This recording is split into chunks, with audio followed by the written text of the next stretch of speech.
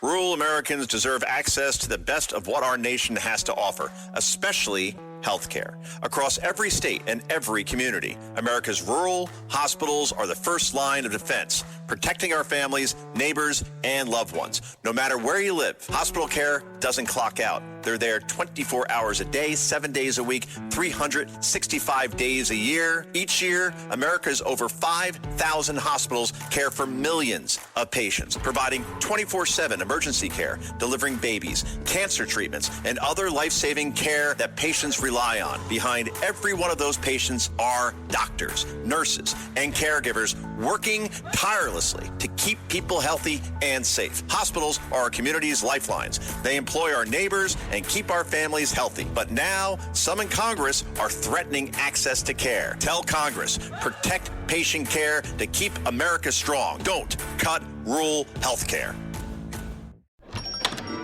Hey, Sal. Hank, what's going on? We haven't worked a case in years. I just bought my car at Carvana, and it was so easy. Too easy. Think something's up? You tell me. They got thousands of options. Found a great car at a great price. And it got delivered the next day. It sounds like Carvana just makes it easy to buy your car, Hank. Yeah, you're right. Case closed. Buy your car today on Carvana. Delivery fees may apply. Sunday morning. Let's go to British Columbia, get an update of what the heck is going on, that the ostriches that were killed, murdered, killed, well, the Canadian CIFI has a different word for it. It's called cull. It's a nicer word than say killed. Well, Katie Pasitney, give us an update. Hi, Don. Nice to hear your voice again, and everybody there in the United States. We had a win, and I'm very excited to talk about it.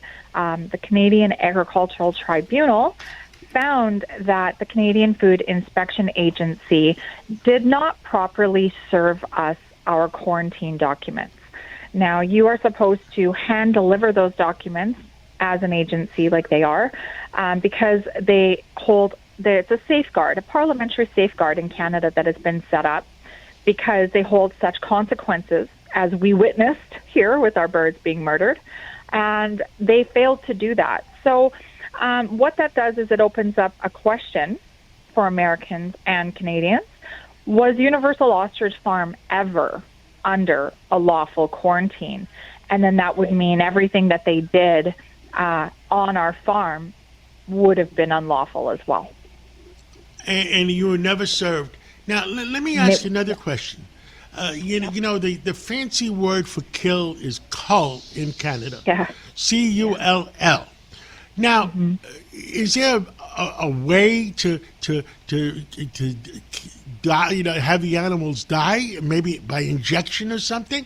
Versus how many people did the CIFI hire to shoot these animals in the darkness? It was like a shooting spree.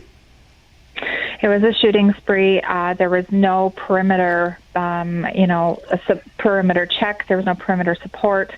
They had about we saw about 2 to 4 sharpshooters standing on top of these large hay bales, straw bales that they had stacked up. It was pouring rain. It was in the middle of the night, and they brought all of our ostriches. Some of them were dancing into their kill pen because they thought that they were going to go get love and food. And they got put in this kill pen, and then they just opened fire for hours. Almost 1,000 gunshots went off all night. So our ostriches and not only did they suffered because they who knows at what part of the body was shot. That's right. And this is inhumane. It was the most inhumane act I think a lot of people watched worldwide. And we kept saying the world is watching, and the world was watching that night. And it traumatized many people across the world. Those animals died in fear and panic, and they died by the very hands of humans, which we got them to trust as humans. And so, the Canadian government, they tried to silence our science. by killing all of our animals and a theatrical display of punishment, but you can't destroy the breakthrough that we have here. And we are hoping to still use our antibodies saved as a legacy to save human and animal health across the United States, the world, Canada. And if Canada doesn't want it, we are still working towards trying to work with the USA to bring this opportunity. Understood. Now, I understand that you saved some of the ostrich yolks, and that and you're having them tested to see if they were able to cure any of COVID or flu, et cetera, et cetera. That's right. So we have still many ostrich yolks that were not involved in any of this avian influenza over the last year. They were never stored here. And we have them with the doctor right now. He has already proven that our egg yolks hold antibodies for COVID-19, Pseudomonas bacteria, and avian influenza. So he started the process to start to purify those.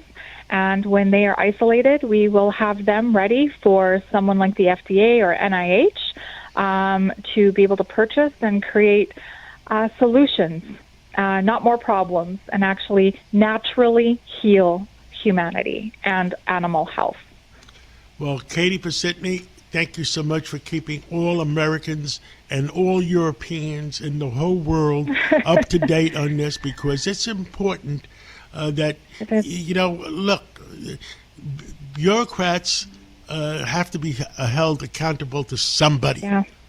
And thank you so much for what you do, and we'll catch up with you again real soon. Thank you, John, for everything, and we're not going to give up the fight.